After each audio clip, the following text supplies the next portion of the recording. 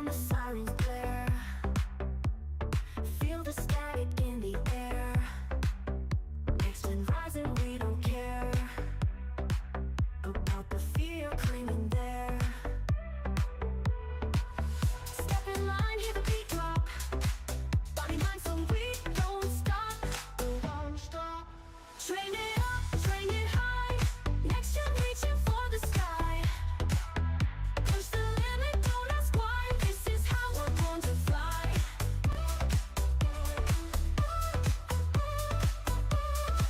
Watch to the future, neon glow. Through the fire we will grow. Every move a deadly flow.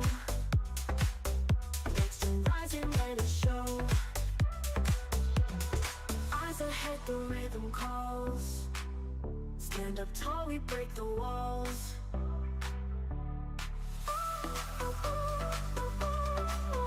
Train it up, train it high. Next gen reaching for the sky. Push the limit, don't ask why. This is how we're born to fly.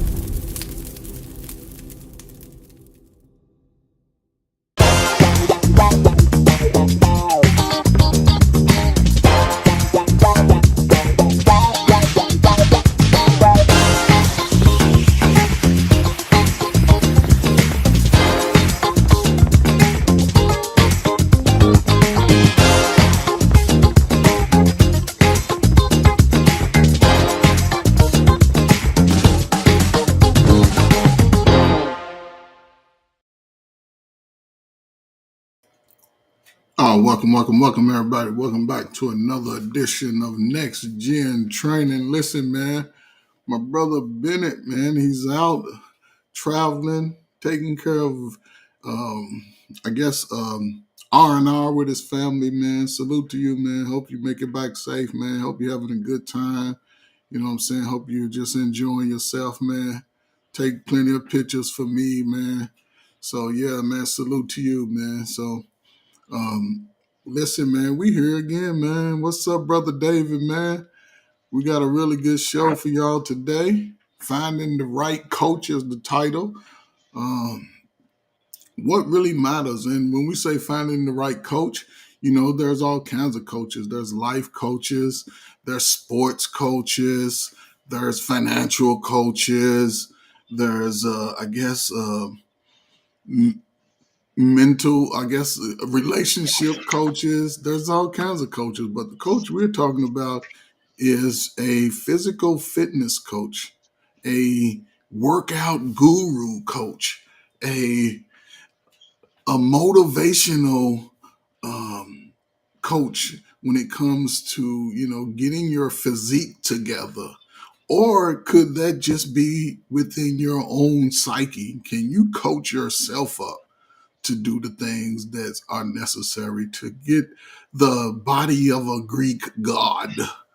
What's up, brother Bennett, man? I thought you'd be over in the in the country, man, just walking around with your shoes off by now, man. Just enjoying yourself, man. Listen, I've done more than my share of walking today. You don't know Okay. anything about Grenada. It's a small place, but it's got a lot of hills, a lot of trek. You will get a workout in. Your glutes will be fried. And Mm, even on the campus where my daughter is, it is a hilly place. mm, And not to mention, it's nearly 90 degrees down here with max mm. humidity. So sisters, don't be coming down here without your hair braided up or something you get some of your hair, because any perm you guys gonna be destroyed by the time you get down here. So it is no joke. The weather, getting used to that, getting used to the humidity, getting used to the hills, just going from one place to another, even just from the our where we're staying, it's like it's got these cottages set up. So you Mm, have to go, well, it's not just going to a place and you take an elevator up to your floor. Now you got to walk, bro, up and down some hills before you get to your spot. So you go to dinner at the main spot, you work it off when you come back. So it is a challenging and beautiful environment. I mean, our room, you go outside and it is like picturesque. The only thing is it's not well lit at nighttime, so you can't really appreciate what you're seeing at night. But it is a gorgeous view that that we're just blessed to get up every morning and see that. And the island itself, especially where the campus is, it's a beautiful spot. So again, very glad to be able to come down here. I think my daughter really needed us here to give us some support. And so we're going to be helping around over the next couple of days. Her white coat ceremony is on Saturday, and we're going to be, working with her to ensure that she's got everything she needs before she comes back in December. So it's been, definitely, very glad to be here, and she was glad to see us. So everything is good, man. Everything is good. no, man, salute to y'all, man. Like I said, man, I was just think right before you came in, man. Hope you make it back safe, man.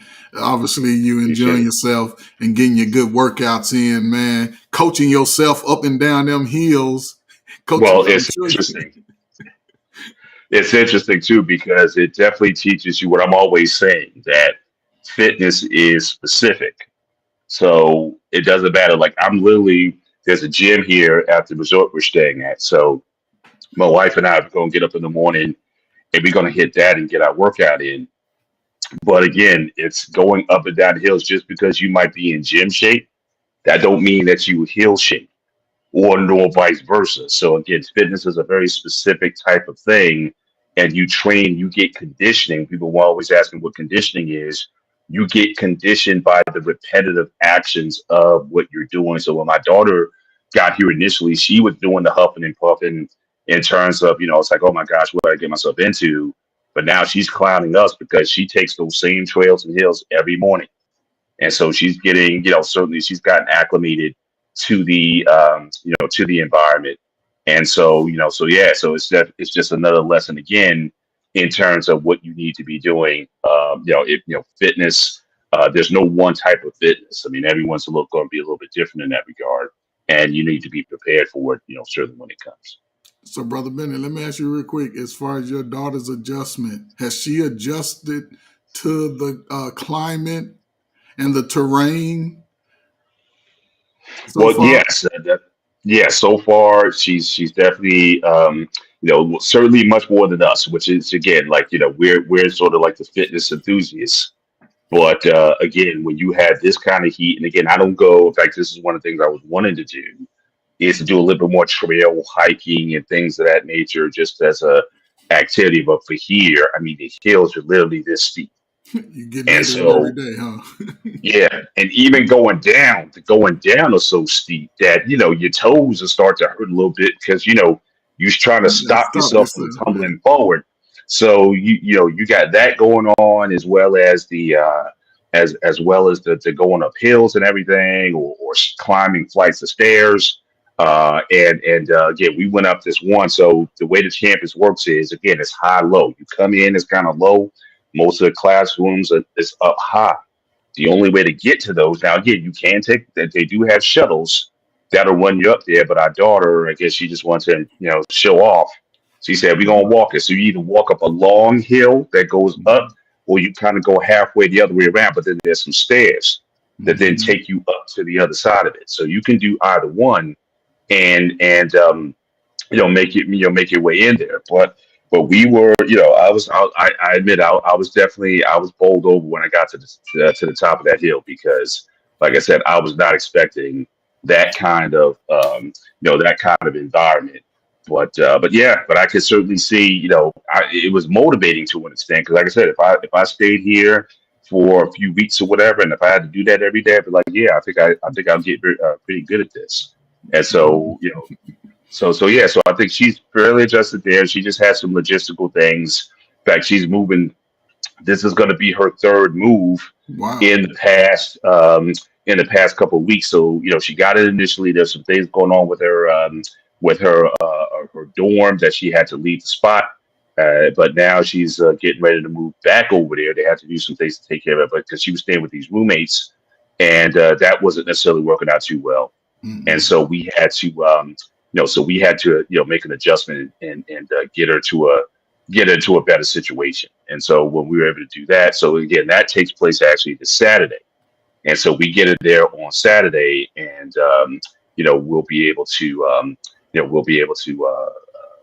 get her settled in. So she should be good, like for the rest of the semester. And the good thing about it is she'll be by herself, because one of her initial roommates, for some reason, she had to sort of take the rest of the semester off. So she'll have the whole place to herself, and she'll be able to really focus and not have any, like I said, distractions when it comes to anything. So she's in a good place. But let me see if I can share this.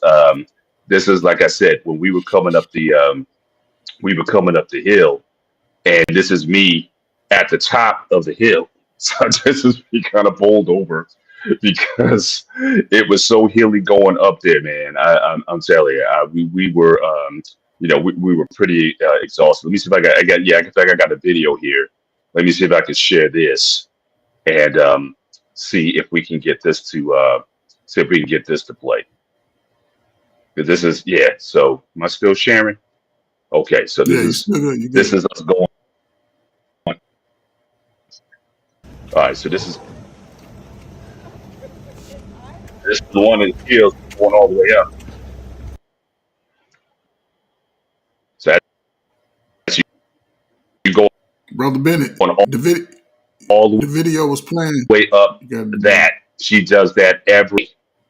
So it's like, imagine, and you guys to go take this path every day, sir. The video went off. I think I might have lost. Hang on. It says it's. No, you good. It's just got a delay. You good. So let me see if I can get it. Got a delay, but it's playing. Let me see if I can get it back. It's playing. No, it's playing.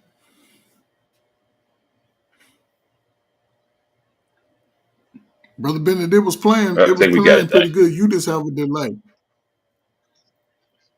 Yeah. So this is kind of at the top, so you can see. So we came all the way up there. If you can still, I don't know if you can still see that, but I mean, basically, you got it was just a long. So you got to do that every day. Take those steps every morning. You will definitely get in some kind of physical shape when you're up there. When you're up there doing that, so it was pretty amazing. But it's a beautiful. I mean, once you see, the water is gorgeous over there, and it's really just a nice, place where you can really kind of get focused. You know what I mean? Like if you really want to, not care so much about distractions or whatnot. You look at the water, the scenery, and everything. It's a gorgeous place. So I mean, I was very impressed with the setup, over there, and just what she was able to do. In fact, let me see if I can show one more picture here. Yeah, them See if steps. you can see that. I can see those steps. Those steps was pretty. Yeah, it's like almost a quarter mile of steps. Yeah. Nah, it was brutal. But good times all around. And so we're gonna be here tomorrow. We just gonna chill. Like I said, we're gonna work out, and we're just gonna relax. We're gonna hit the pool. And it's interesting because to get to the pool is like the stairs to get up to the pool is like straight up. Mhm. So you climb those, and the first thing you want to do when you get there is just jump and dive into the pool. You saw what we saw it the first day we came in. It's like, oh man, we got to hit this. But when we just to get up there, like I said, it's a very hilly sort of castaway right off a lagoon, and so there's just a lot of physical, but we're grateful because again, I mean, just to be in shape. Because again, I would tell anybody this place is not for everybody, and if you don't have a modicum of some fitness, if you're not ready for hills or whatnot, this might not be the place for you. Stay at the the main hotels downtown, the Ramada, and some of those places. But these little villa places where it's a little off the beaten path a little bit.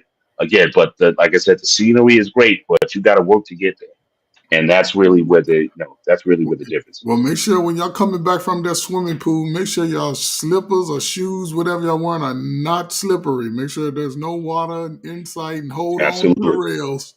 Make sure you yes, hold on to the absolutely, rails because I don't one want, hundred percent. you One know, of you because the gotta. stairs themselves, that's weird because they're a little like uneven. Like there'll be a narrow stair, then a tall stair, narrow stair, then a tall stair. Mm-hmm. And it's like a spiral too, so it kind of winds up and whatnot. So yeah, so you got to make sure that every step is taken with care. This is Yeah. not like I said, No. this place is not for the weak at heart. And but again, I'm just grateful that we have a certain level of fitness in order to be able to do those things. So yeah, so I figured I'd stop in and talk a little bit. I know today we're going to be talking about, how do you pick a trainer? I didn't know, quite frankly, I didn't know, as I announced last week, I didn't know if I'd be able to be on the show because I didn't know how the days were going to go out. But the days for us in relatively early, especially with daylight savings time, because it's so sort of off the beaten path, you don't Too necessarily much want to light. be out at night. So yeah, because this place isn't well lit.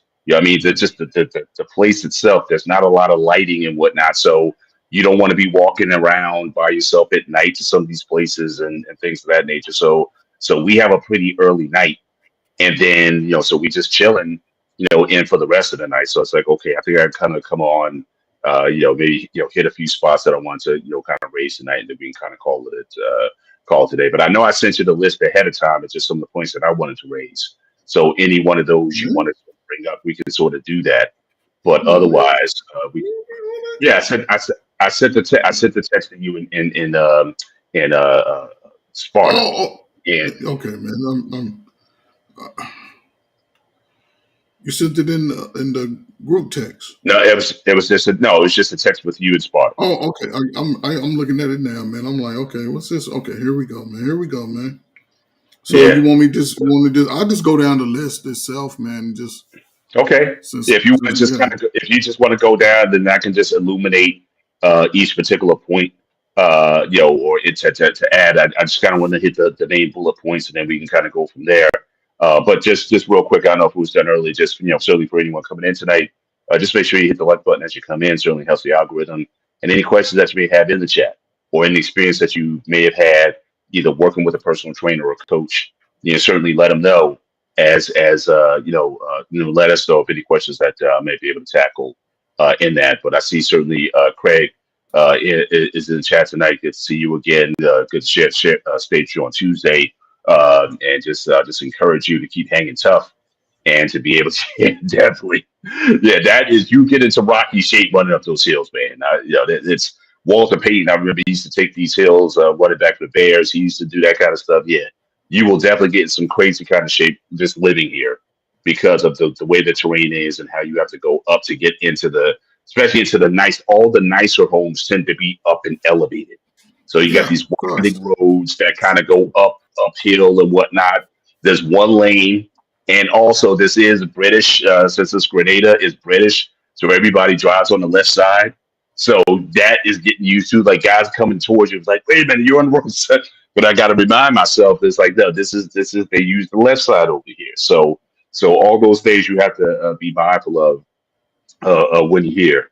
But Yeah, you got you might as shout well out to Craig. you might as well do a show, man, on your trip, man, and just the whole explanation. But it's great how your experience there and just walking around and seeing the country side itself requires exercise, requires fitness, and the fact that you've had experience in coaching.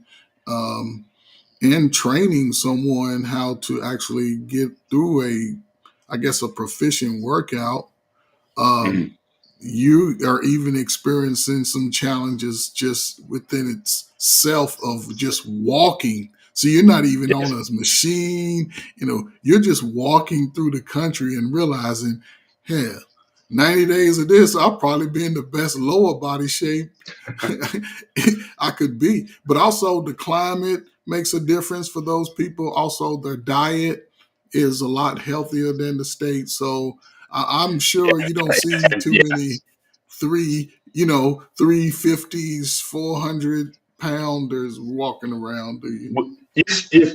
Listen, you spot them here and there. Obviously, some of the women, some, they can be a little on the larger side. So you can certainly see some of that when you hear. But yeah, generally speaking, there's certainly a lot of people look to be fit in a fit lifestyle. And it's interesting at the campus because, again, now if there was going to be one distraction, I would say on the campus, you got a lot of young people, and the way they get to class and whatnot, the women are in leotards and span. There's a lot of leotards and spandex because again, the weather is hot, and you're Yes, going sir. to be in training cross shoes. Because again, going up and down those hills and everything, it's a lot of walking. So again, there's plenty of distraction with the opposite sex here. It's very diverse here, and I was telling my daughters like, look, you need to find your husband here because there's Yeah. nobody. I mean, you in a place where you got people who are attractive and smart, right? Because Hmm. you don't get in medical school if you're not smart. So you got the best of both worlds here. So I'm telling everybody, it's like, look, anybody who's going to medical school, if you can't find your life partner in that place, something's wrong. So I'm not. I know the studies is there, but if you snag one of these brothers, I see these brothers with the muscle jacked up with the muscles and whatnot. They got the dreads in the hair, and they're medical students. So again, I'm saying everything, check off all the boxes, man. And you got brains Well, and brawn, or you got beauty and brawn. This is a but place to certainly but but prioritize but that. but brother Bennett, that's always been the known aspect about college, right? That's the one place that you'll find your most eligible partners, spouses in your life who are on a quality growth level. After that, Yeah, you get what's in the pool. So yeah, hopefully, man, you know what I'm saying, she comes home with that bow and you can go ahead and pay for the wedding, man, and get bring them home everything for going, Christmas. man. So yeah, Bring man. them home Listen, for let's Christmas, get man. right into the questions, man. So I'm just gonna read it as it's sent, and then we can just explain it as you go in the process, right? So number one is Mm. now you wanting to start a workout regimen. So there's things you have to think about, and we're going, brother Bennett, we're going to a gym, or I'm talking to someone such as yourself about, hey, I want to start a workout regimen. So one, decide if you need a personal trainer or a personal coach. A Yeah, trainer. One is a trainer focuses, a personal trainer focuses on specific aspects of exercise and goals. So the type of workouts you do, the type of exercise you do, and what is your goal? Is it a muscle goal? Is it a weight goal? Okay, cool. A coach who is somebody who's going to be right there and they're going to coach you. It has a more broad and holistic approach, meaning they'll probably give you way more techniques in and out the gym. They'll probably mix them up, right? And incorporating things as diet. This is the personal yeah, coach will speak and about yeah, and diet. and you have to as the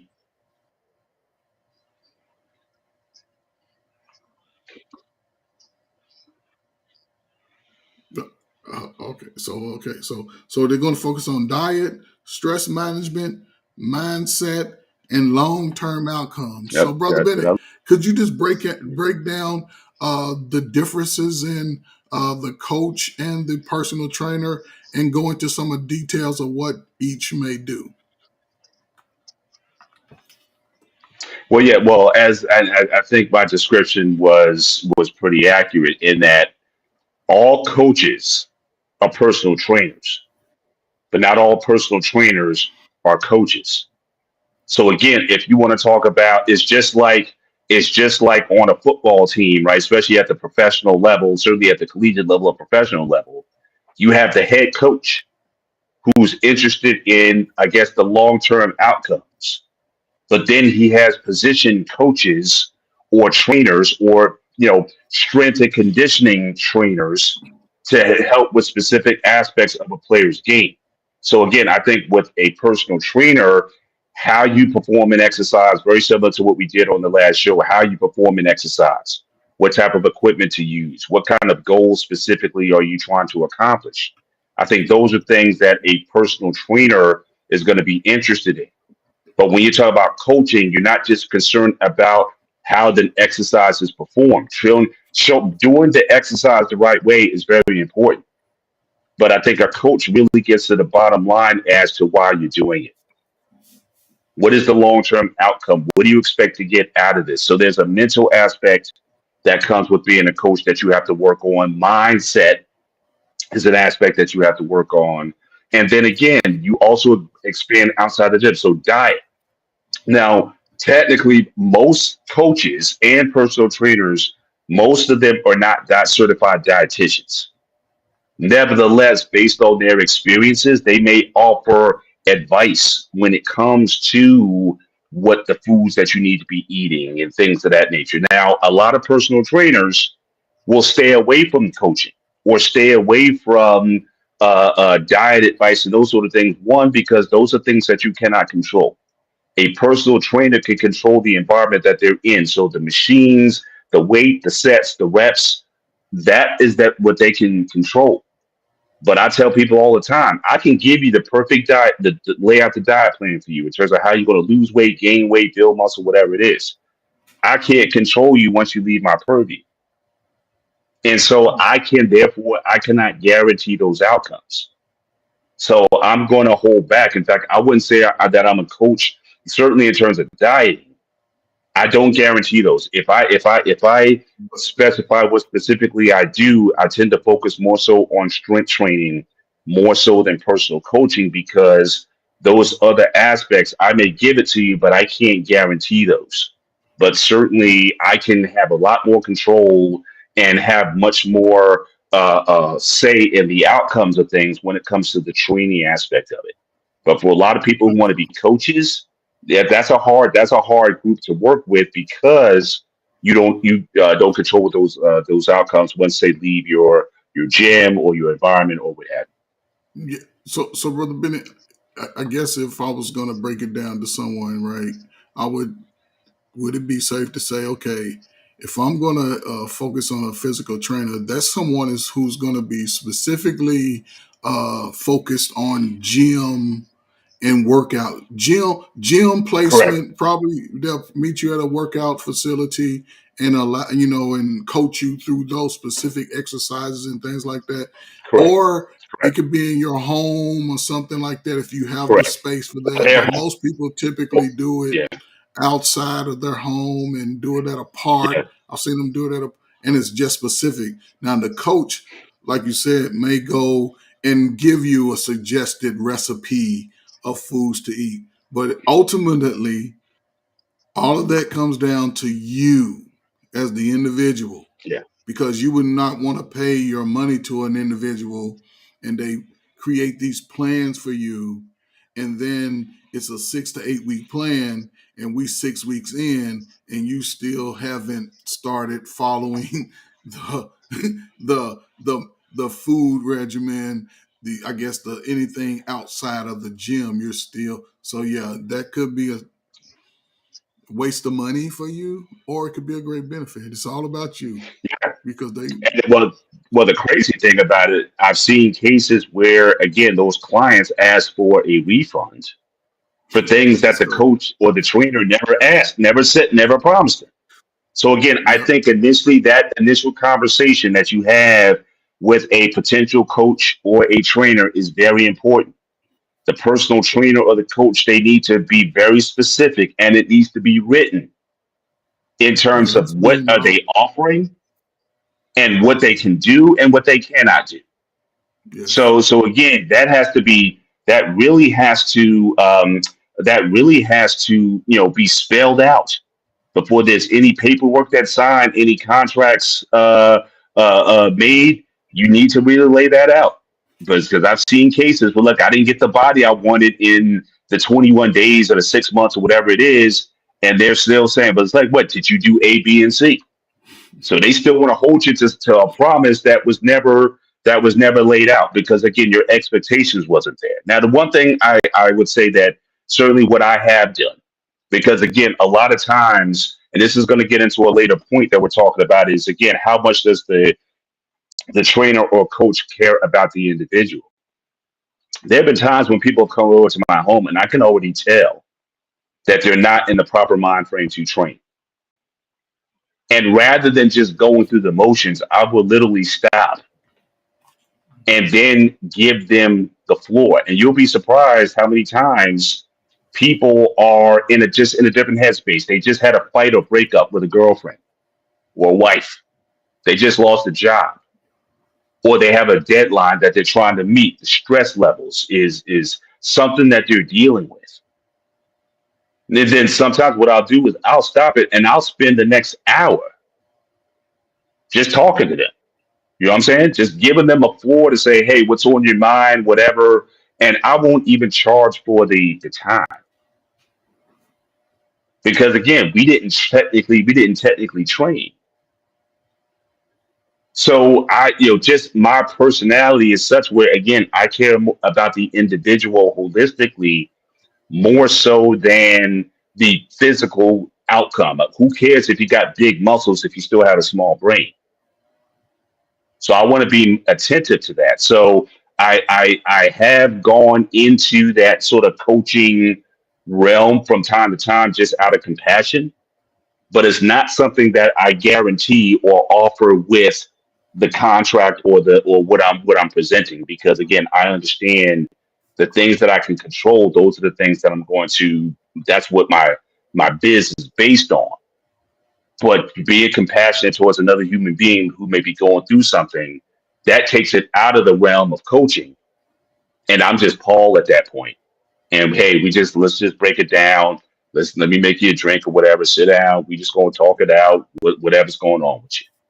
And that's just something that I cannot divorce myself on. I can say sorry. I know you got your personal problems, but here we hit a train. I can't do that morally. I've always wanted to be salt and light to somebody, and if there's an opportunity, and also consider that they're willing to open up to me on certain things, and I think that's also a responsibility. So again, that takes it outside of just the PT role into a deeper role where again you talk about relationships, and I think that is something that it just happens involuntarily, but I have seen myself in those situations in the past. Yeah, and one key thing is that you, I guess it makes it a little difficult if you have already established personal relationships with someone and they employ you to be a coach in a sense, because sometimes, as a friend, why are you pushing me so hard? I'm in my feelings, so I would be careful. If you're gonna train a friend, make sure you get everything just for safety measures, and you consider yourself a trainer. Make sure you Mhm. get things in writing, in detail. If you're certified and you want to do it on your own, create those detailed contracts. Make sure that there's goals laid out, specific instructions, whether it comes to meal plans, whatever, exercise regimens, reps, everything. Make sure everything is laid out, because you wouldn't want to lose a friend that you've been friend with since you were a child over a few exercises, over something that could help you both be better physically, but it ruins a relationship. So yeah, Well, definitely well, get those things. how about a spouse? Yeah, that's even worse. So I'm saying. So, I mean, one thing I love about my wife, she's always been coachable or teachable in that regard, because I treat her no different. I treat my daughters, when they've allowed me to train them, I treat them no differently than anybody else. And so we don't have those lines where it's like, hey, you yelled at me in the training or whatever, and then I'm supposed to be your wife after this. We've never gone there. It's like we've been able to, again, compartmentalize and then say, hey, when I'm in this space, I'm your trainer. When we're out of this space, I'm your husband. I remember Jackie Joyner Kersey, Olympian, multi-time Olympic heptathlon champion. She was trained by her husband, Jerome Kersey. and they were able to again have that relationship, but still, when it came down to coaching, okay, coaching is the coach, but but a lot of people can't make that separation. So whether it be your wife, and I know personal trainers whose wives work with other personal trainers. I know them because again, they just can't handle working with someone that close to them. So again, so that's something also to consider. The relationship that you currently have with the person, as Coach said, if it's a friend of yours or even closer, a family member, make sure you don't want to create a situation where your relationship is harmed by that. And if you think you may need a personal trainer outside of that, just to make sure you keep your home life correct, then by all means go ahead and do so. But don't wreck your relationship because you think, oh, well, my husband could train me for free.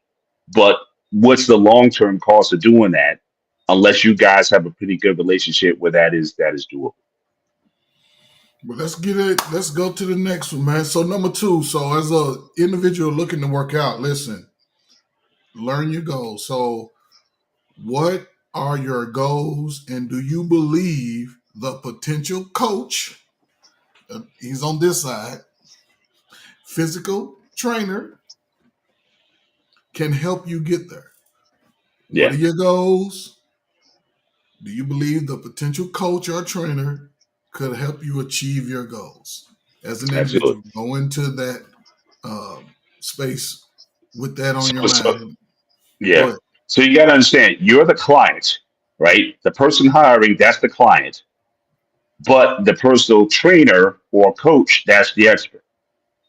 So there has to be, I think, a good amount of time in communication where that trainer talks about, uh, you know, whether it be their past experiences or they talk about, something that maybe you may have heard of this trainer via referral. But again, when you go into it, you have to understand, can this person help you get you there? Like I said, some trainers only specialize in certain activities. You got coaches and trainers for specific sports like football or baseball or basketball. But you have to say if your goal is whether to build muscle, to lose shape, to get in shape on a specific athletic event, don't get the things confused. Like I said, you may need a personal trainer rather than a coach or vice versa. So again, this has to be something that going into it, you have to feel good about, and you have to believe that if I listen to this person can get me to where I need to go. So again, the interview process is important, and that's not something to rush. If the coach or trainer is not willing to spend some time with you to hear what you want to say, or to say, look, okay, this is what I do, or you show up on Tuesday and we'll get going, without understanding what drove you, why did you want to hire a trainer to begin with?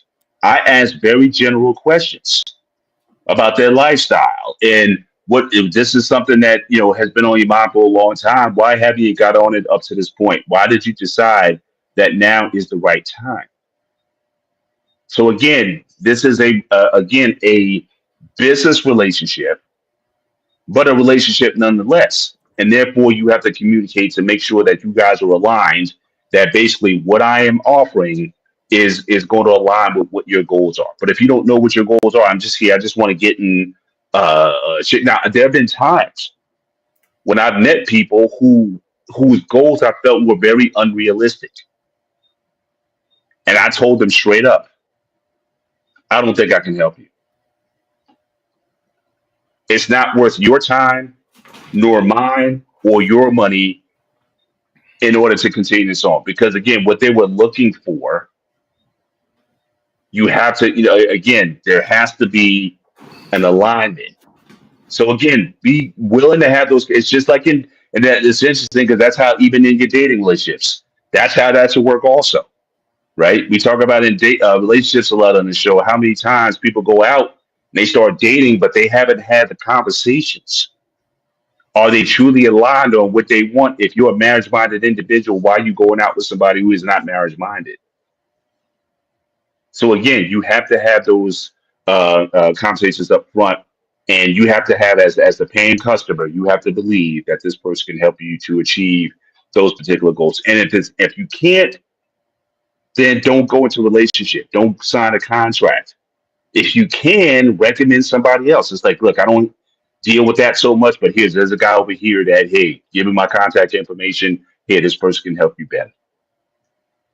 Again, I think it just helps in the long run when you have people who are know what they want and they believe that you can help them get in there because you don't have to motivate them too much to do so. Sure, man. Listen, man. Great information, man. So if you want to work out, man, these are great things to consider, man. Also, I think this could probably be the first process in searching for a coach or physical trainer, right? What is your budget looking like? Can you afford to employ someone to assist you, or you may have to try other measures? So think about that. Is it a friend, or is it someone certified? Certified coaches and trainers may cost you a little more than that guy that goes to the gym every day consistently, has a great workout regimen, and you want to be a part of that, and they can definitely assist you. So yeah, um, just what it is what is your budget? What can you afford? Do you want a physical trainer? Do you want a coach? And also, Mr. Bennett, speak about the packages when trainers and coaches come at you with these big, $4,000 packages. Yeah, well, honestly, I'm not a fan of those. Just generally, I'm not saying in some instances it doesn't work. Again, it depends on the person if they're willing to commit to. Like I said, I work with a trainer who has some clients like high end Wall Street guys in New York, and they were saying that for those guys, they had to charge a very high premium for personal training. And the reason why is not because what $100 an hour coach versus $50 an hour coach is not to say that what they were offering was any different, but in the minds of the client, again, go back to the last point. Do you believe that that person can get you there? And is this going to be worth my time? And for some of those people in their minds, they felt that if they only paid them $50, that it wasn't worth it because they're going to lose money if they're not working in business. It's almost like some of these guys, they make so much money for them to stop and pick up $1 on the way to work, they lose money. It's that kind of crap. So for some of those folks, a high price tag in their minds, forget whether or not the knowledge is any different, is such a degree that they have to play in that field. Now, obviously, $500 a session or even $250 a session is going to be out of the price range for most people.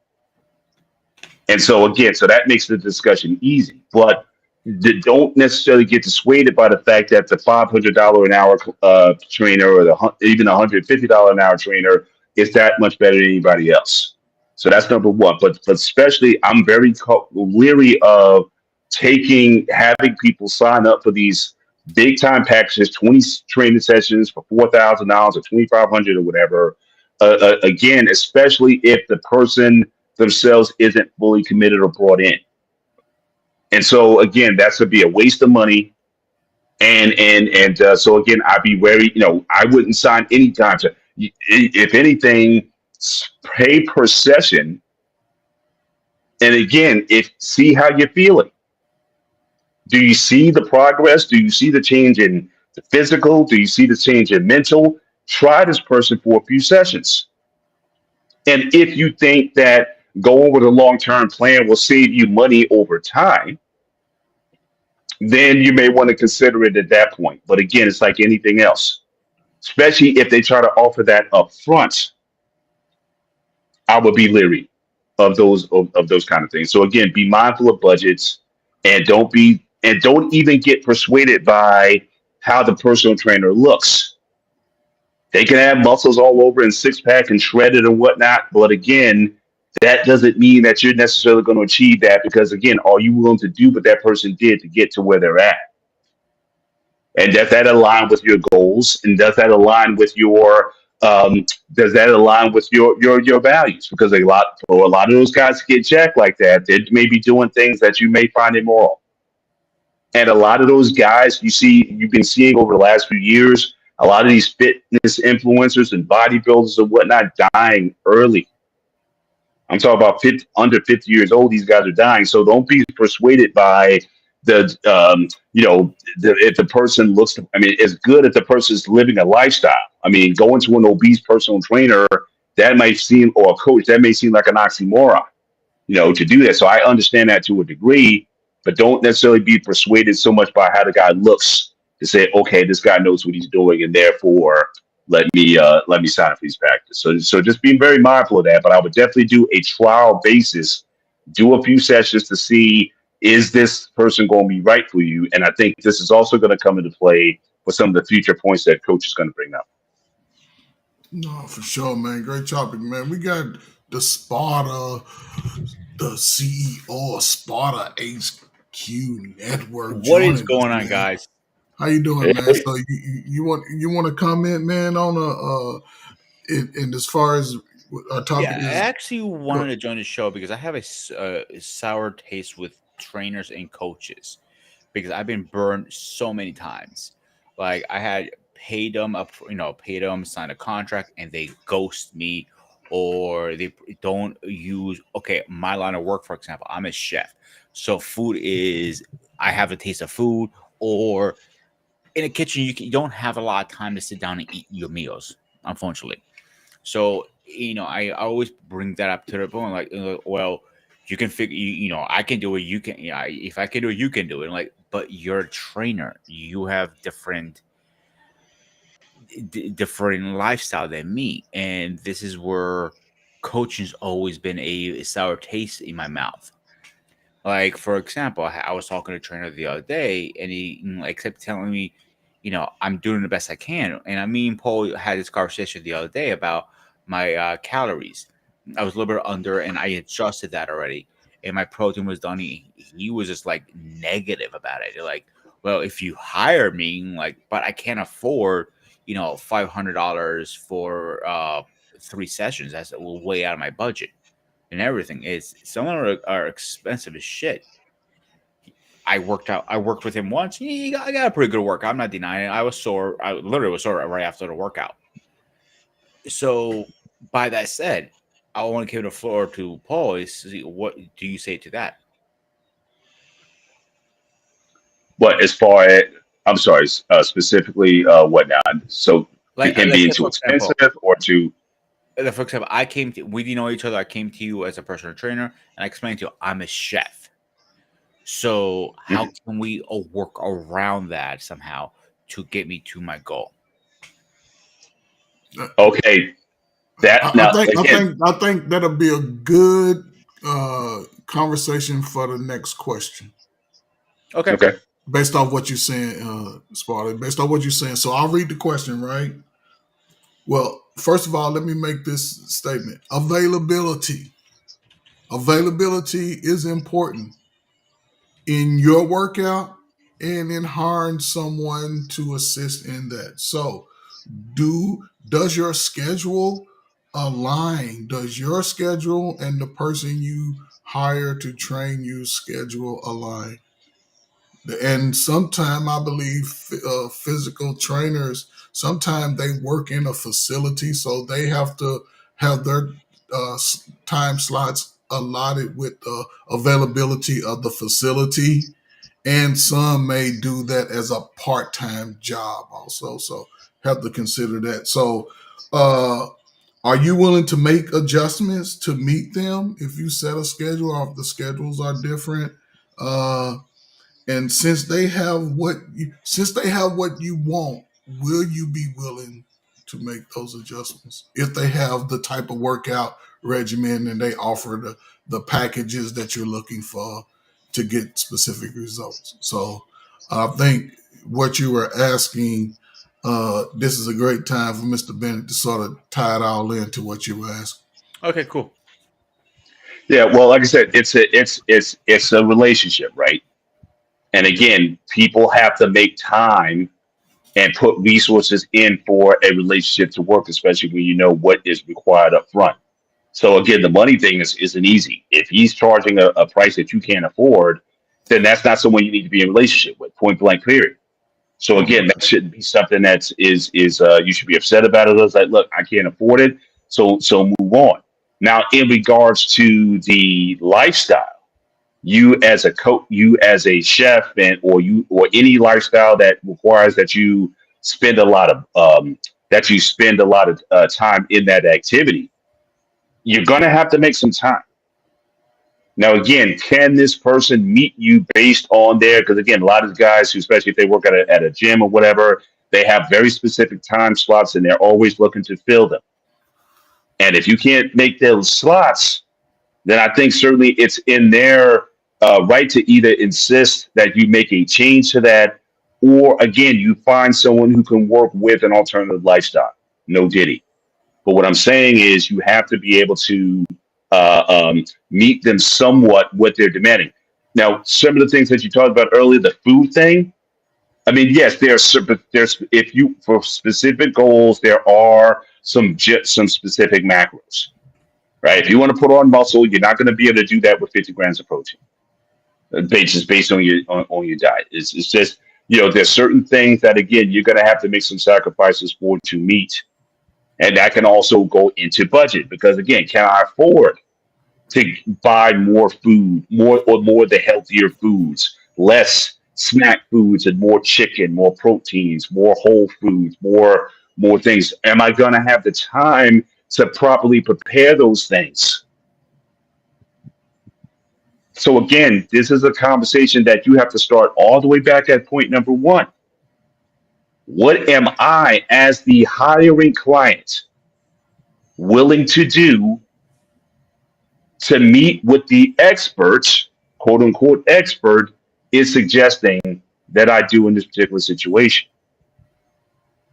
So there has to be that meeting. They may have you do things that might be a bit uncomfortable, but again, if he's really a good trainer or a coach, again, he will find alternatives to say, hey, I understand if you're in the kitchen 16 hours a day or whatever, you can't just sit down and have a meal. Hey, he may recommend, hey, get some protein shakes instead, or some other strategy. He'll again, they can suggest some things, but ultimately you have to then make them work. But there is no getting around proper training that's either going to be intense enough or frequent enough or long enough. As we said in a show that we did several weeks ago on training in general, there's an inverse relationship between intensity, frequency, and duration of training. The more intense the workout is, the less frequent you can train. I would rather train somebody once, maybe twice a week, but make it maybe intense so that they have more than a week in order to do other things, rather than someone try to come in 3, 4, 5 days a week. Because again, because a lot of the guys I work with, they're all professionals, IT professionals and whatnot. So again, time is a premium. A lot of these guys are only trained once a week, but it's in that once a week they've been able to see results because the workouts are very intense. But then you got to ask yourself the question: can you handle that level of intensity? And again, if you can't, then again, I have to admit that I am not the trainer for you. My workouts are brief, infrequent, and highly intense. You have to see, does that work with you or not? And I'm fine either way if it doesn't. If you find somebody else, bless you. I'm not mad if you don't train with me. So again, that's something that you constantly have to find, keep searching until you find that right partnership. But do understand there's certain things that you're going to willing to do. You're going to be willing to eat. Again, because the trainer, he's only going to be with you for like an hour out of the whole week, or an hour a day, depending on your workout schedule. What you do after that, they can't help. If you drink, if you smoke, if you do certain activities that are counterproductive to the goals that you say you want, then again, a trainer can't be held responsible, let alone a coach cannot be held responsible for that.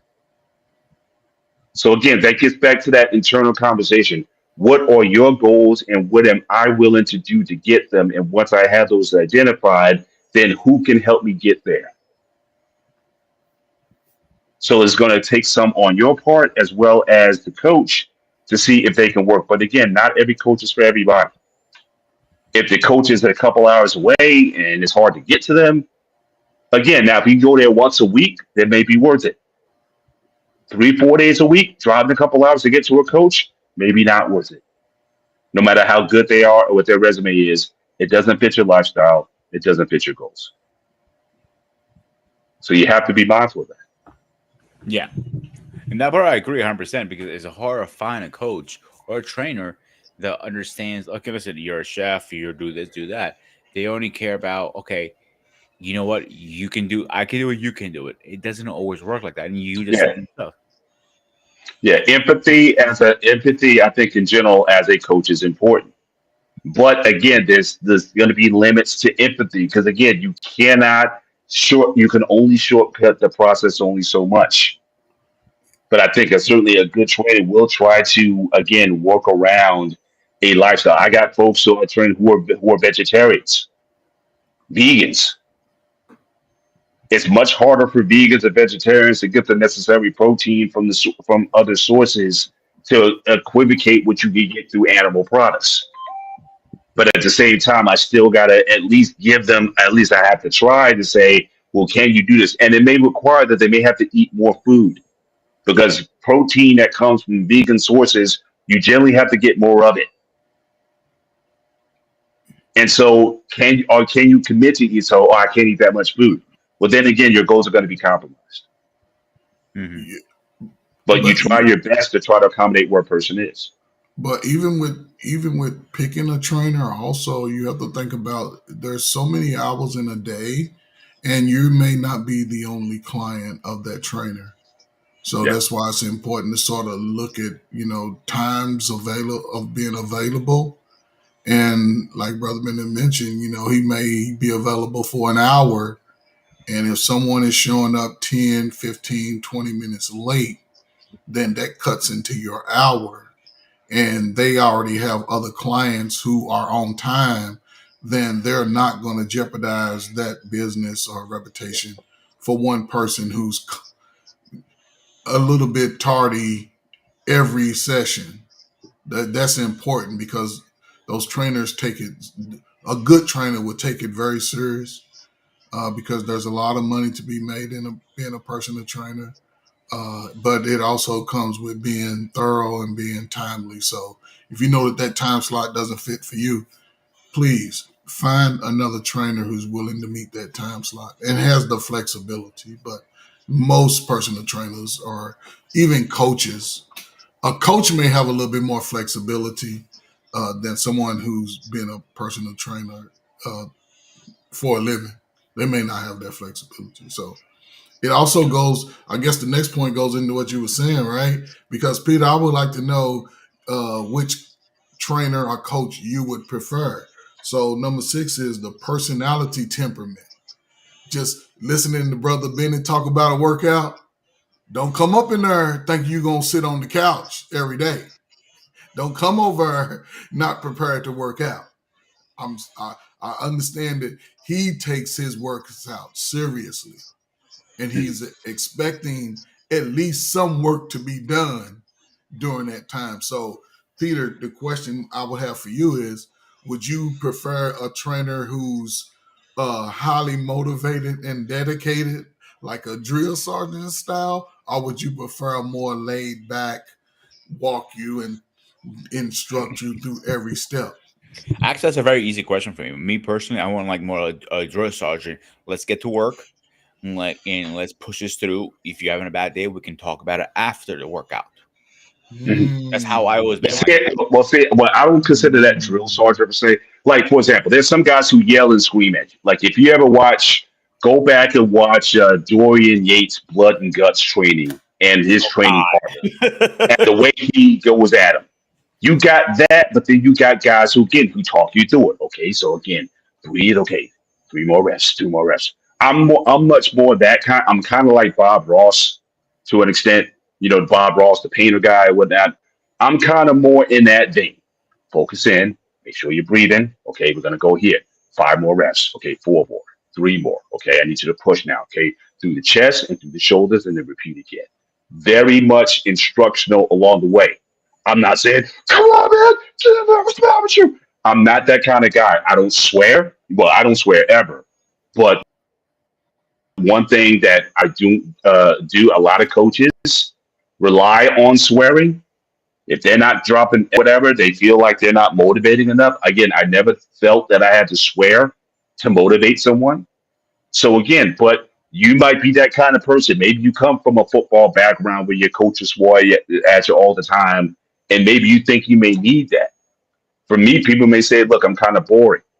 But again, I might be a bit more cerebral because, again, for me, having the mindset, even during the workout, even during the movement, is important to me. So again, I'm speaking to your mind. I'm not just looking for you just to move the weights. Is your mind connected to the muscle? Are you activating the right muscles at the certain time, especially in a compound movement? So when you're doing a press, your chest only works only up to a certain point in the range of the movement. The rest of the press is going to be your triceps.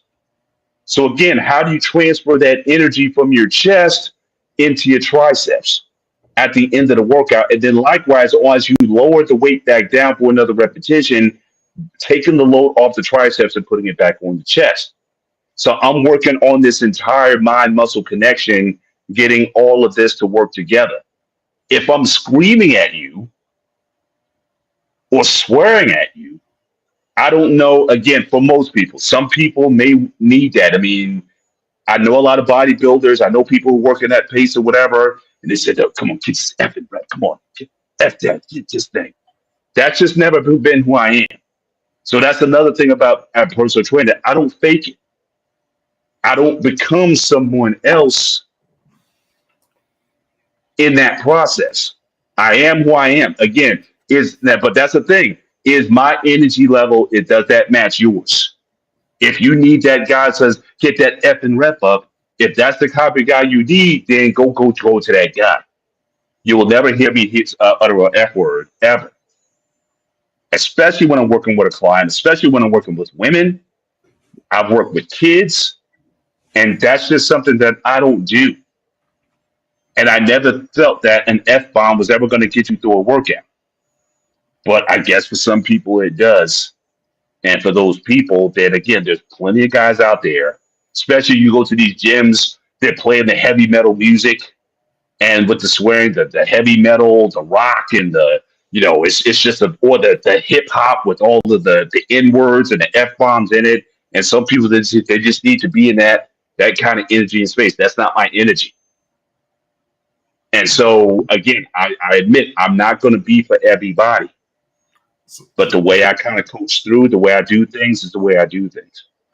So Brother Bennett, let me ask you this question real quick, Smart. This is sort of a fantasy for me, right? So when I get one of these head coaching jobs that all these coaches are getting let go, right, will you be the strength coach? Hey, if I can get you 150, 200,000 when you come be the strength coach for a few years, well,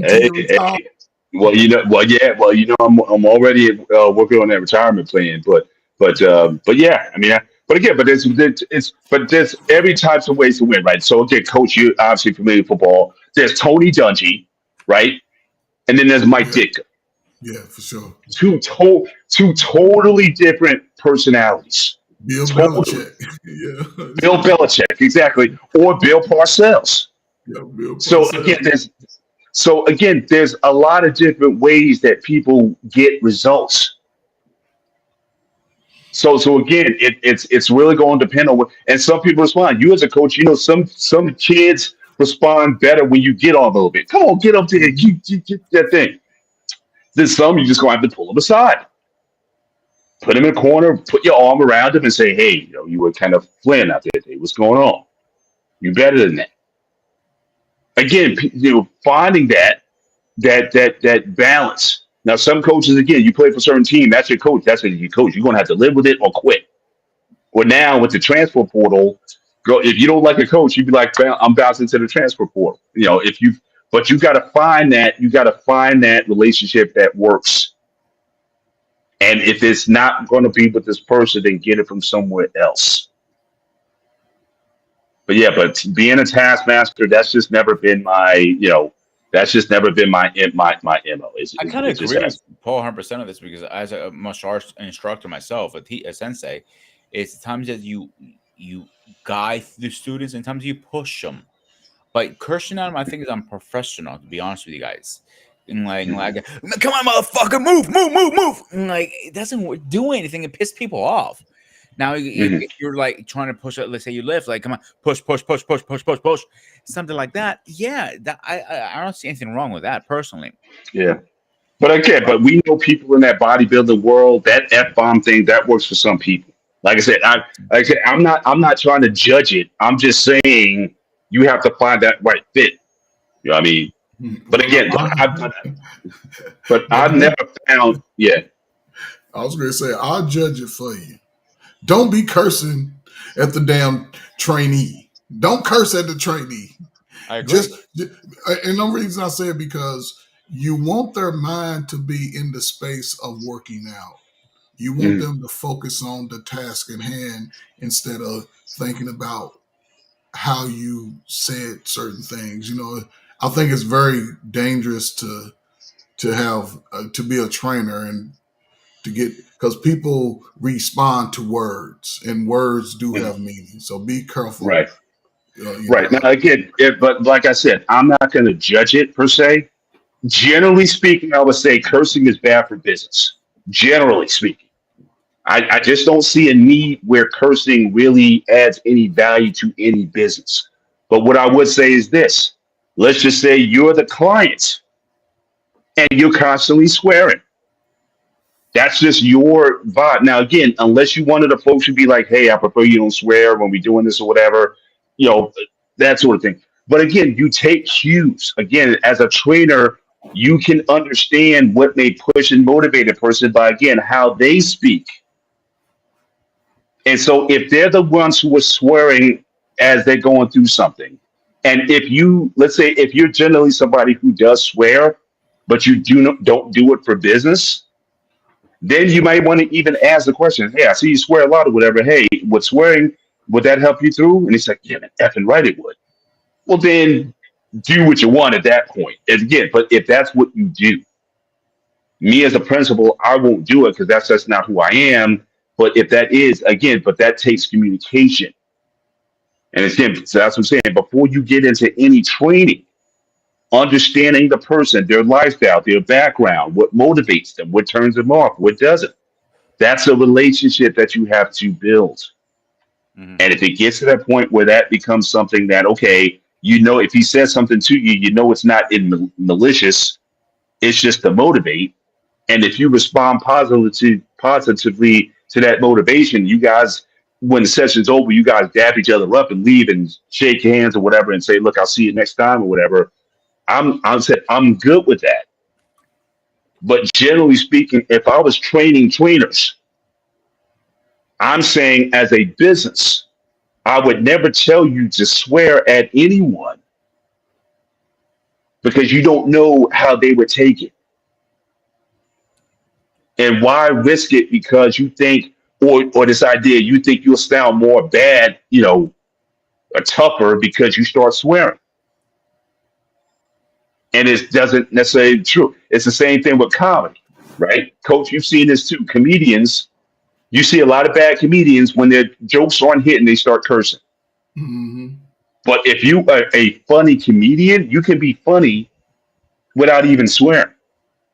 The swear doesn't necessarily add anything or take away from the joke. You can still pull it off. But it's a tell for comedians when They just start going to the crude jokes or the profanity because they're not dropping. And so it's a cheap trick to get them there. Same thing with personal coaching. You think that talking like a tough guy is going to make you sound or seem tougher to the client. You may lose a client, and you may lose a referral because you're saying, "Don't go to that guy or girl." So again, so you have to be mindful of that. In business, I'm really big on, okay, your language matters in business. And until there's certain lines that are drawn where you think that is allowed, don't do it.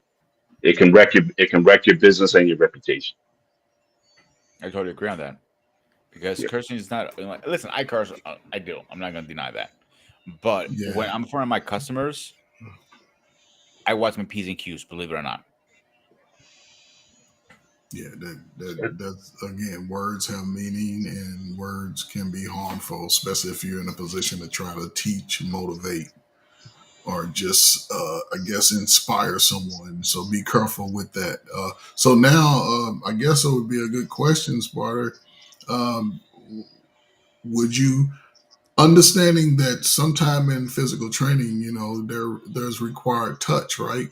Someone may have to, stand behind you or stand in front of you or to the side, whatever, and position your body properly to perform the exercise or whatever, I guess, activity you're doing. So do you, or would you prefer a male or female, man or woman? See, that's a tricky question because I worked with both. I have worked with male and female, and I don't mind. I personally don't care if they touch me. I'm gonna be honest with you guys, because I feel very comfortable in my sexuality, so I know who I am and I'm sorry.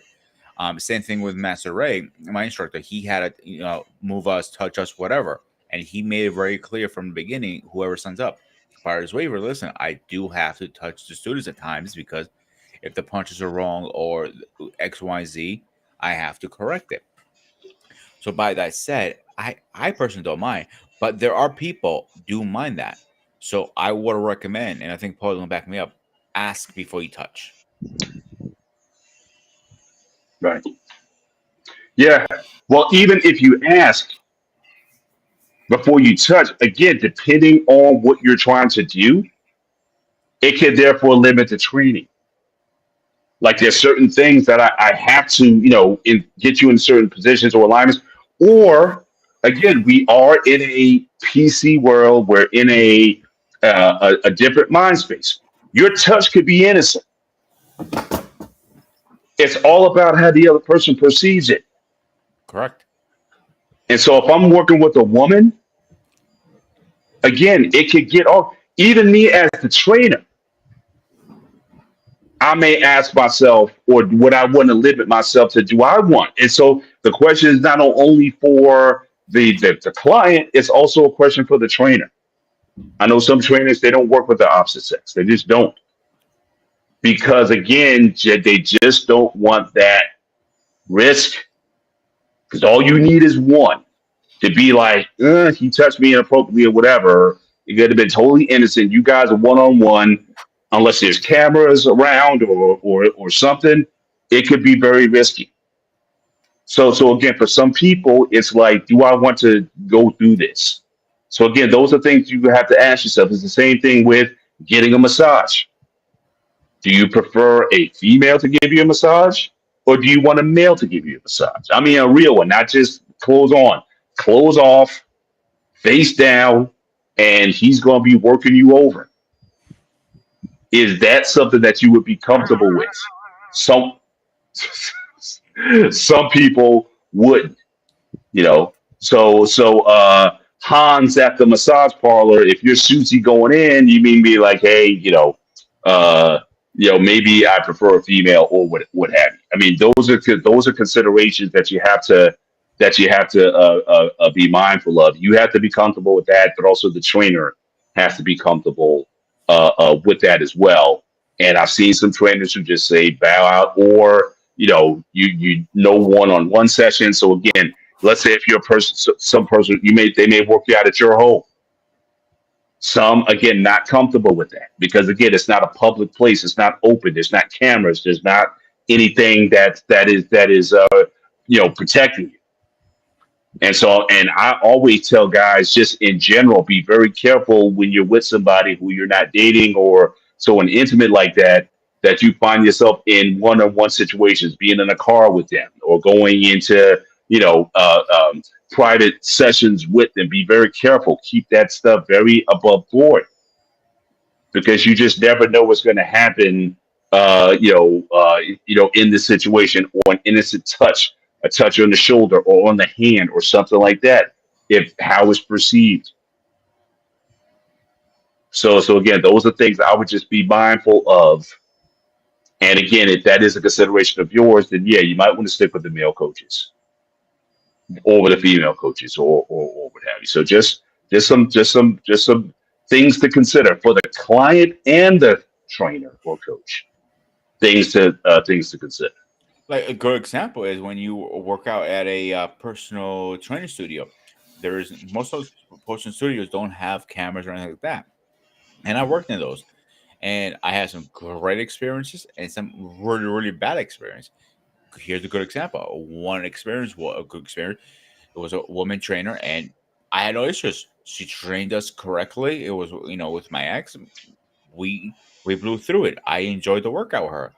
Now, when I worked with another guy, he was a goddamn asshole because I walked in and I was with I was in summertime, so I was with it's a white beater. So I said, the first thing he says, dude, you know your gut is bigger than anything I've ever seen in life. You're fucking fat. Exact words he said to me, and just turned me off after that. I'm like, I'm working to lose the weight. You don't have to remind me I'm fat. I know I'm fat.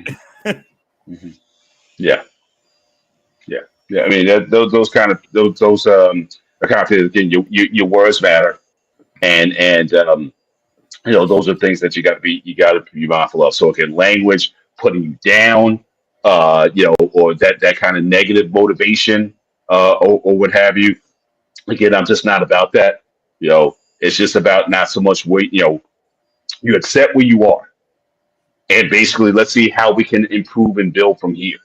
But I never have a standard of where a person is. I can work with people who never worked out a day in their lives, let alone pick up a weight. And so again, my thing is I measure success on their terms. If I get you from basically barely able to lift 20 pounds and now you're lifting 30, 40 pounds, I'm not going to compare you to the guy who can lift 200 pounds. Comparison is again bad for business. So again, all those things matter, certainly in this personal space. But again, as far as the opposite sex thing, I would definitely again just use some judgment, some wisdom, open spaces, cameras if necessary, and just keep yourself out of harm's way, both as a client and the trainer, if you want to entertain that. But Coach, I think we have a couple more points. We can start to wind it Yeah, we down. got one more. So, One more, okay. what's interesting, right?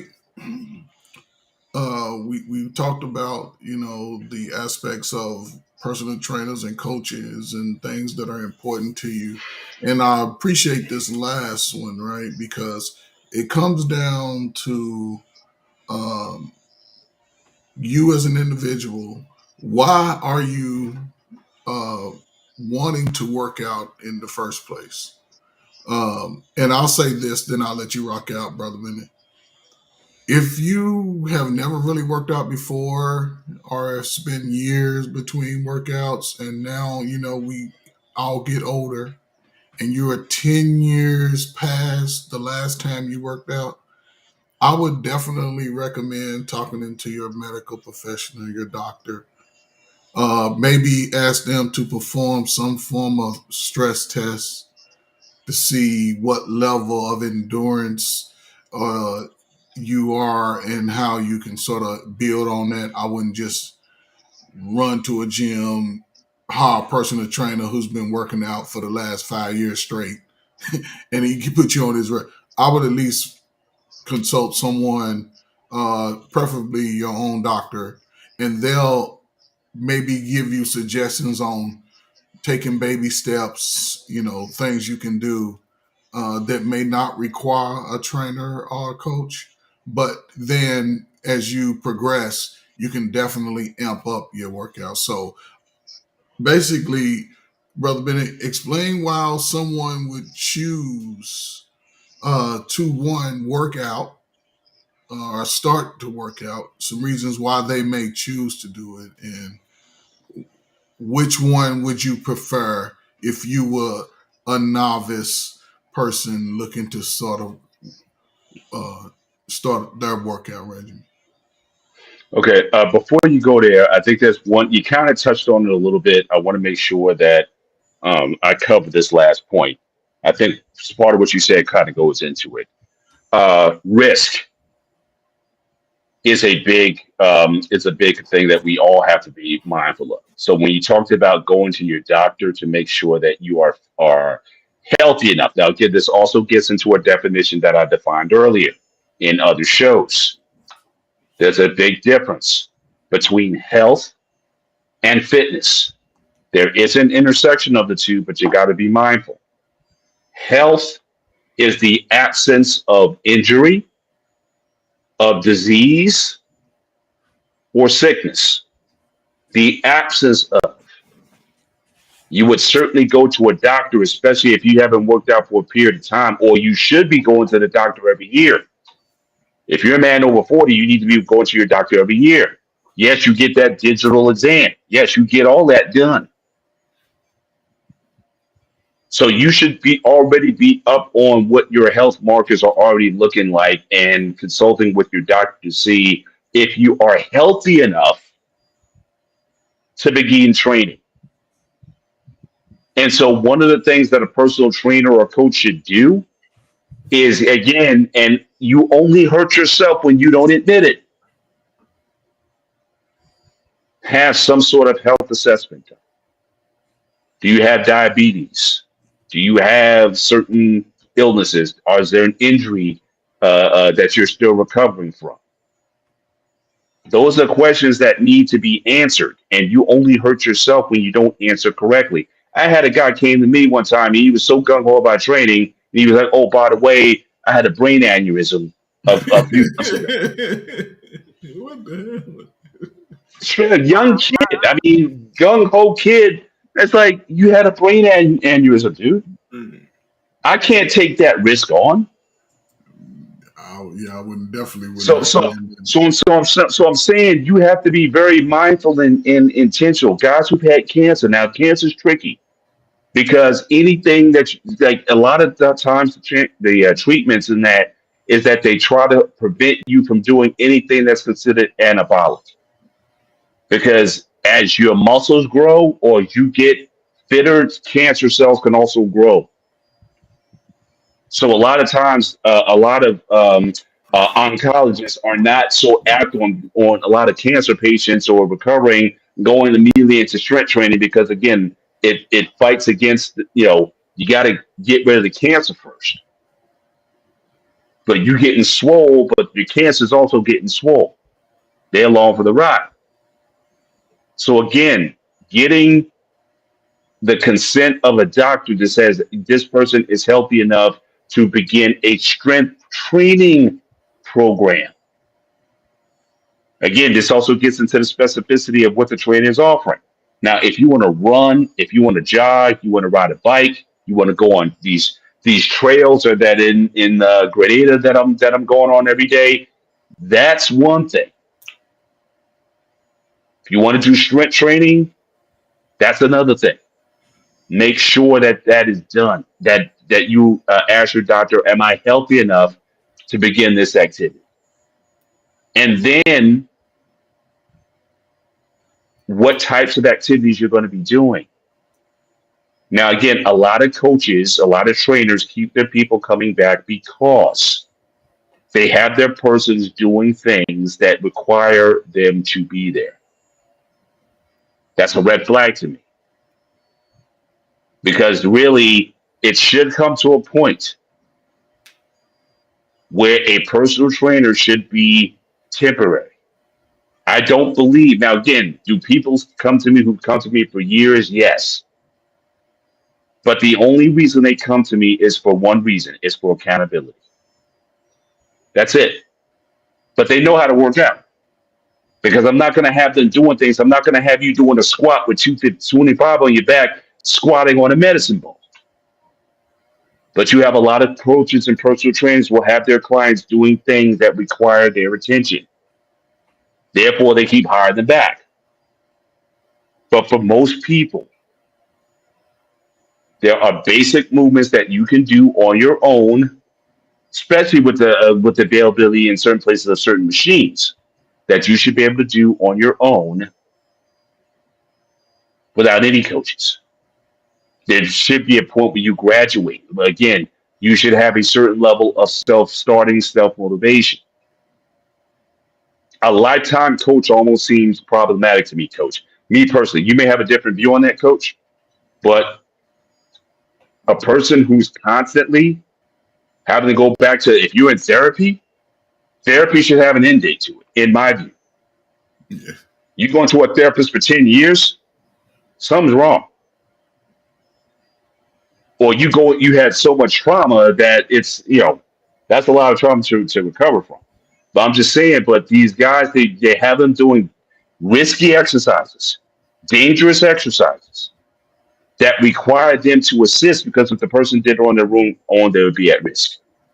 Or you have the person lift so much weight or doing things so fast or so explosive that you risk injury from doing those exercises. Safety should be the number one concern of every coach or personal trainer. Safety. Not how risky they can get away with something, but is what I'm doing, am I considering the health and well-being of the client or potential client in all aspects? Not only just the fitness aspect of it, but is this good for their long-term health? That is number one above all else. So I didn't want to let the show go on without covering that one, which is probably the most important. That they should certainly be, your health should be their number one concern, not how much they're getting paid or not how crazy they can make the workouts. That shouldn't be the goal of the client of the trainer. Oh, let me ask you a question here. There are a lot of these websites, not websites, I'm sorry. A lot of these programs now, you can buy them online, like the Jeff Nipples, body transformation, Jim Sampani's Dr. Superman workout, all these workouts online. What's your opinion behind those? They can be okay. I think if a person has a good foundation for training, or they've been training for a certain period of time, I think they can be useful things, because again, the basics of what you're doing. For a newbie or a novice to be starting out the gate with some of these programs, I'm gonna have some issue with that. So again, I think a trainer can be very useful especially if you've never trained. Getting someone who can teach you the fundamentals of training before you go out and hire one of these online coaches or whatnot. That's why, and me personally, I need to see you. You know what I mean? I need to work with you. How we do things in a certain fashion. Check your form. All these things I'm assessing as you're training. Now, once I think you got it down, if you want to leave, I got no issue with that. So we have to be mindful of that also as a person is looking to looking to hire someone. But these online programs or whatnot, again, for novice never work out. I wouldn't recommend those either. You got to be looking at that. Shout out to Craig in the chat. I'm not sure if you're the only one in the chat tonight, but certainly we appreciate you being here and offering questions that I know we've been kind of going through these points specifically here on the show. If there were specific questions, because I would probably have to go all the way back through and look at them. So if you want to, and I think we're kind of at the game, Coach, I think you have that one last question that you want to ask me. We can ask that and then again address if Craig or anybody else in the chat has specific questions that they would ask. We can kind of, hit those guys rapid fire as we leave the show, we can do that. And I think we can close out. Brother Ben, I think you touched on it as far as the time frame, as far as end date. If someone, say if I was to hire a personal trainer or coach and I'm looking for my specific results or whatnot, what if I would say committed to a 3-day workout, what would you suggest? What would be a good time frame for me to work with someone who's training me if I'm committed to a 3-day workout? How much time? Well, the question I want to: how much time should I give there's a wedding next July. I need to lose 15 pounds. What would be a good time frame for me to start my workout how far in advance should I start working out to meet that goal for my event in July? Well, I would say this: if the goal is weight loss, Mhm. then the workout is only going to have maybe only 20% to do with it. If you're talking about weight loss, 80% of it is diet, 20% is workout. So we would have to focus on that. And as I said earlier, for most people who diet or try to diet, there's a lot of stopping and starting. And what I'm seeing now in these times now, people go into those PL1s and Ozempic things now. Everybody's, trying to, I've seen some folks, like my daughter, she was in a wedding not too long ago. And some of the bridesmaids, they needed to drop 20 pounds ASAP. They couldn't commit themselves to a regular gym regimen. So they went and they got that Ozempic or whatever that PL1, whatever that thing is. You know what I mean? But generally saying in as far as weight loss, they say a pound a week is generally a good indicator. You don't want to lose 10 pounds in a week or 15 pounds in a week or 15 in a month too fast.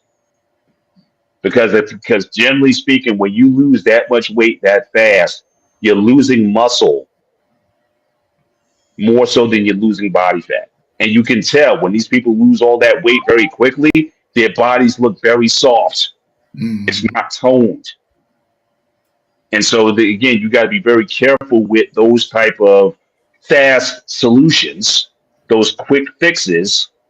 Yes, you got the weight off. And then what happens? Once they stop taking the solution, what happens? They gain the fat back. Mm-hmm. So you got to be mindful when people want to go to these shortcuts. There's no shortcuts. This is go back to the point that was raised earlier, Pete. And that, again, you're going to have to do the work as well as the diet. And you have to be patient and stay consistent to it over time. There can't be there could be an excuse, but there shouldn't be an excuse every week. So going back to Coach's question, that would be a reasonable approach. 1 pound a week. Now, again, the strength training is going to come into play because more muscle mass means higher metabolic rate, which means if you keep your calories in check, better weight loss. And when you take the weight off, like I said, you're not going to look puffy. You're not going to look skin hanging off you. You're going to look good because you built a core foundational muscle base underneath it. So again, that's a reason for the strength training and the muscle building. So when that fat does come off, you got something that's core and solid underneath it. It's funny you said that, Paul, because I learned one thing with our last month's conversation is I train every other day now. I don't train every single day. I give my body at least 24 hours of rest for my training sessions. Mm-hmm. It's been working so much better. My ultimate goal was right now, and it's a realistic goal, I think, 10 pounds before New York Comic Con. And right now I am 9 pounds down. And so I'm one pound away to my goal in a month. So that's not bad, I think. Not bad. But again, it's going to be about See, I guess my thing is I think more holistically over the long term. I think setting goals to a time limit in the long run is dangerous. Because again, what happens with Comic? Pete, you know what we're doing after Comic Con. Oh You yeah, know what we're doing, right? we're getting my What we're quick. gonna do? Yeah, What we're gonna do? gyros. I'm not denying that. Yes, and a lot of them. Correct. So again, you did all this work, you got that weight off, and then we're gonna binge on some gyros afterwards. But here's my little pushback. How often do we actually do that? I know, but I'm just saying in general. I'm using that as an example. Oh, yeah, yeah, I totally listen. The thing, again, and I don't mind. I always, as I've said in the past, I don't mind taking some time off on a weekend if you've been eating clean all week long. On the weekend, eat anything you want. I don't care. Like I said, Clean. Give me 5 days of clean eating. Saturday, take your wife out on a date. Go to a nice restaurant. Go to the amusement park. Go to kids. Eat anything you want. The question is, are you going to come back Monday morning back on the machine? see, That's where most people fell off because once they get off, you're good. You can go cold turkey for a minute, but then as soon as you take that whatever, it's almost like you got to start over again. Most people do not have the discipline to again be able to live that balanced lifestyle of do the right things 80% of the time, give yourself 20% to enjoy yourself. A lot of people can't adopt that, but again, I just find that it's just a better balance overall. You're better to be around, right? So again, I take 80% of the year. That gives you 77 days to eat anything that you want. That's 52 weekends, 1 day a week to eat anything you want. Throw in Christmas, Thanksgiving, 4th of July weekend, your birthday, certain holidays or whatever. There's plenty of days in the year where you can eat anything that you want. You just can't eat it all the time. But most people can't make that distinction. so this is what I've been doing. It's been working really well for me. I raised up my protein like we spoke about. I raised my Mhm. calories, and I lowered. I balanced out a little better for me. So I went from I think last time we talked I was 120 grams of protein, if I'm not mistaken. I'm doing Mhm. about a $150 to 185 per day, give or take. Mhm. Right? So that's a lot better than it was. So once Yeah. I raised those calories, I saw a immense difference in my training, in my mood, my everything. Mhm. So kudos to you on that one. Kudos to you also, giving me advice to train every other day because it works better because every single day is too much sometimes, I think. Too much. Yeah. You don't give your body the chance to recover. Again, growth happens in rest. It does not happen in workout. The workout is simply the activator for biological processes to start happening. But you have to give it time to do those things. If you work out too frequently, you'll ruin that. That's why a lot of guys in that world, a lot of them they'll turn to the anabolics because the anabolics help you recover faster. But for the general population, though, you don't need that amount of you don't need that The amount of only frequency. thing I think you might push back a little bit. Maybe I'm wrong again. Is I eat clean for 6 days and I have my cheat day one day. It works Hmm. better like that. And Sure, that works. yeah. Let That me ask works. you, how do you feel about this whole new fad, the intermittent fasting thing? I'm not a. I wouldn't say I'm not a. I'm neither a fan nor a critic of it per se. At the end of the day, it basically means generally for most people you're going to be eating less. Hmm. However, you decide to do that, whether you just stop eating less across the board or you do it intermittent fasting, generally those who fast intermittent, and for intermittent fasting, for those who are asking about it, is generally at minimum about 16 hours where you don't eat. So at minimum, it's a 16-hour window where you don't eat and you eat all your meals within an 8-hour period. And they say it has all these amazing effects, but at the end of the day, generally people who eat like that eat less calories across the board. And when you eat less, you typically lose weight. So that to me is all it is. But so again, I'm not intermittent fasting is almost like religion. So I don't get into it too much. Yeah. It's if you The only if thing, you believe that that's what gets you to your goal and you see results with it, keep on doing it. But I the think for a only lot of thing, people, it's not. the only thing I I don't want to add find to too the much value. Out of conversation, and I think you're gonna back me up 100%, is all these, medication or over the counter diet pills work temporarily, but when you get off them, you're gonna gain the weight more and double sometimes. Yeah, because again, muscle does not recover faster than fat does. Fat, your body can accumulate very quickly. You cannot easily reacquire muscle. Muscle has to be built. It's hard to build. It's easy to lose. Fat is hard to lose, but easy to build. They work in opposites. And so for a lot of people, it's not going to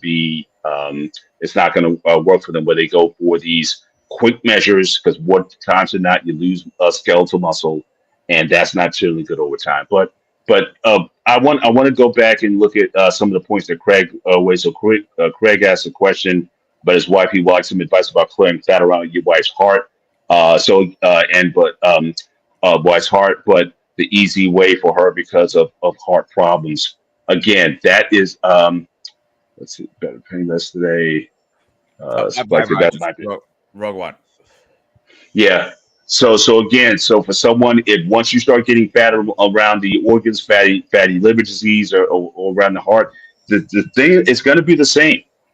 Any doctor's going to say again, you got to change your diet.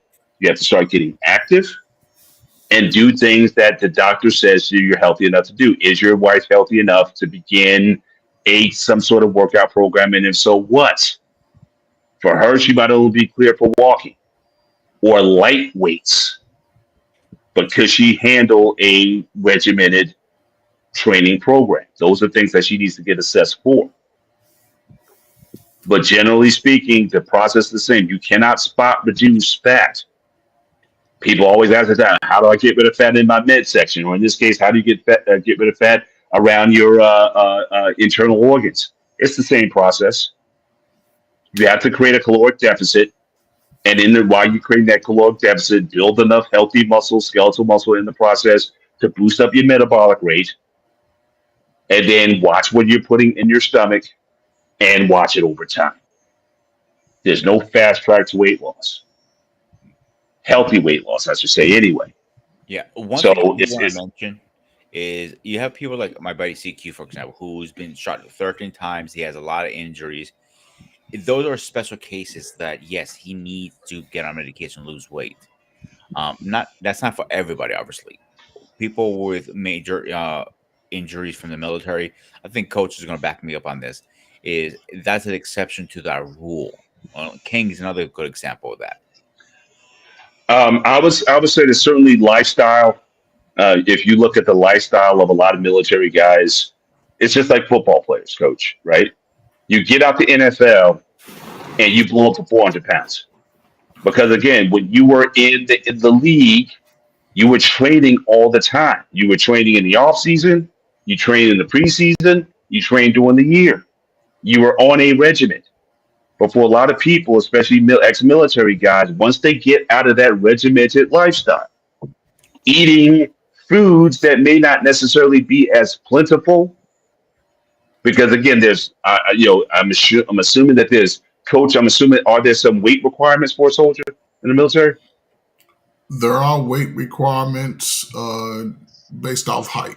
So yeah, there are weight requirements, and it was more Okay. so when I was in the service. Today, they the weight requirements are a little lax. I go to base all the time, and I see some chunky soldiers, a lot of them. Oh, I agree with you because now the I, PT test, you can literally walk across the running test. Yeah, they changed the whole format of it. Like you were saying, when you're in the active military, from basic training to basically the last day you get out, you're in PT. You're doing PT in the morning. Well, that was the old format when I was in. Even when you got out of basic training, when you went to your unit, you're probably you're jumping right in line with everybody else because Monday through Friday you're doing PT at 6:30 in the morning, and you running at least 5 to 7 miles. And the closer it gets to, because once you get in your active duty station, you do a PT test every 6 months. So the last 90 days prior to, you're doing push-ups, sit-ups, running every day, 5 days a week. Now, as far as working out with weights and things like that, that's more of something that you would do on your own. And you have the access to all the beautiful equipment. But yeah, most soldiers, the workouts they were getting just doing the PT was suffice. I didn't see a lot of bulked up soldiers like like just buffing chest all. Most of them were their physique was within weight proportion. Me, I was always overweight, but they do a tape test when you're overweight. Because for my height, I was supposed to weigh 180 pounds. I didn't weigh 100. Last time I weighed 180 pounds was junior year. But my neck was 18 and a half inches. They measure your neck and your waist. My waist was small. And I think they measure your thighs. So all of those were in proportion. And it allowed my PT scores. I was under the BMI is what they call. I was under that.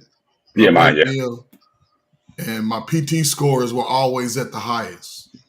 And they do it based off age. That's the thing. If I'm in my 20s, I have to do more. The older you get, the less you have to do. I would always have my mindset to max out my age. At 22 to 29, I was always push-ups, sit-ups here, run. I would take my time, do about a 14-minute 2-mile. Because I never ran. I just jogged along, but it was a fast enough pace. In the last, 200 yards, you just sprint. So that would always make up a few seconds. But yeah. One thing I do want to mention, I don't know if they do this anymore, but I know when I talk to a couple of my buddies, once they get out, I'm not talking about medical discharge or anything like that. Just regular, they're done with their service. They're required to stay in shape for 4 years because they can get reactive for some reason, like a war or something like that. One time, I'm not sure if they do this anymore. I don't think they do this anymore. But I don't recall anything like that because what it is, a lot of guys, when they say they serve a term or two, they don't make a career. A lot of guys transfer into the National Guard, or not the National Guard, but the reserves. So they'll stay in a little better shape than guys who just get out like me. I just had to do the best I can. So, like one of my buddies, he was like, after he got out, he said he had to stay, in physical shape just in case they call him back for any kind of emergencies, like war kind of emergencies. But that's like rare case, like one in a blue moon kind of thing. Really quick, one unique thing about the military workout, right? Say they have a consistent workout plan of running, push-ups, sit-ups, right? But they also bring in trainers and coaches throughout the process for maybe doing classes. And I remember doing aerobics 3 or 4 times in basic training. I remember doing agility drills. They would mix it up sometimes. And so that always, sort of kept you in an optimum shape, just being able to mix it up. They call it what they do today, like the big tires and the ropes and all of that. You get a lot of that in the military. You get the best of everything. So. Yeah. Appreciate you, Craig, for being on tonight. Certainly, hopefully my advice was useful, and let me know how it goes with your loved ones, and you take care. But I appreciate your support tonight. I'm right behind you, yeah, but yeah, man. I mean, it's definitely, like I said, guys, it boils down again to that motivation or reason. Now that motivation can be internal or external. When you're in active service like that, you have an external motivation because they're telling you you need to come in at a certain weight or height, weight based on your height, or you have to complete a certain test in a certain period of time or what have you. Those are external motivating factors. But what happens when you don't have anything to get up to every day? That's what, again, purpose is so important. Why do you get up every day? And do you consider or factor in that your physical fitness is an important component of allowing you to do the things that you do every day? I mean, again, like I said, where we're at now, not to say that we train for these hills, but I'm just grateful that my wife and I, at our ages, that we're still able to do some of these things. Not as well because we haven't trained for them, but at least we're able to. And those are things that also help you out in so many aspects of your life. Because, like I said, these cottages, we got 2 50-pound bags of luggage that I'm also hauling up and down these hills also as we're going to our cottage here. So again, making sure, am I strong enough to do basic things? I got to help our daughter move into a new place on Saturday. Am I strong and fit enough to help her do these things, including, like I said, in 90-degree heat? So again, if I didn't have a certain core of fitness, then it's not about just having the big muscles, although that looks good. It's aesthetically pleasing. But then there's also a functional practical aspect of it as well that you want to be able to incorporate in what you're doing. So again, when I'm talking about your whole life, how it looks overall, these are things to factor into any regimen. Doing things that are risky, that can compromise your long-term health, I don't think the juices are worth the squeeze. So again, my approach is always going to be a bit more on the holistic side of things, but getting stronger, increasing your lean muscle mass, decreasing your body fat. I think those are good long-term marks and indicators for long-term health and fitness in latter years. And so when you're looking to hire a coach, again, these things should be at front of mind, not just the specific activity that you want to engage in, but again, what's going to take place down the line. Your long-term health, that should be, again, of paramount importance. Certainly to the coaches you choose to hire them. So I think that's all I got for tonight, guys. One example before we get going here, I personally is like where I have to park our work is like about 1.5 miles from my building. It is a shuttle. I don't take the shuttle. I walk there, and I walk back. It gives me more steps. It gives me, and it's uphill and downhill. Like after a long day of work, behind that grill, like walking uphill is the last fucking thing I want to do. But I do it on purpose because it gives me more time on my feet, more time, more steps, and more time, moving my joints. It's only the 1.5 miles. It takes me about between 12 to 15 minutes to get to my car. It's not that bad. Yeah. Awesome. Yeah. Those are the little things that you could, that a person can do in the meantime instead of just don't always look for the closest parking spot in the mall. Just park on the far end and just walk to your destination. You know what I mean?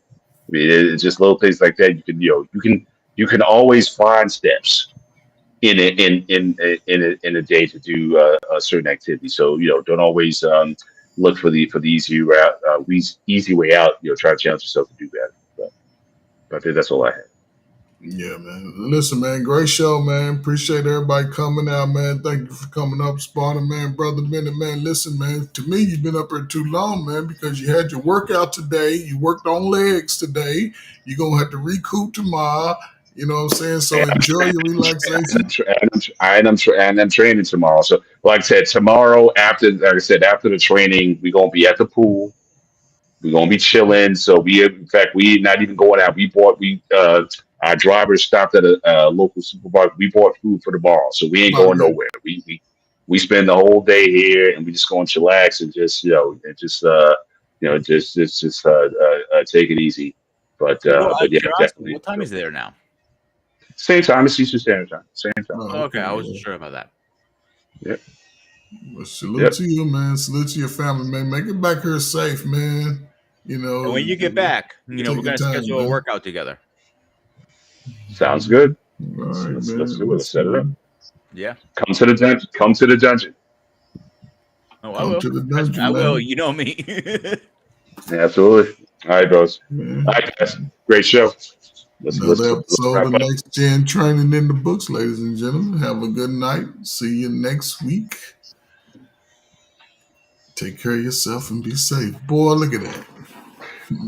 Yeah. All right, guys. Good night, As guys. always, there was a Spartan SU Network.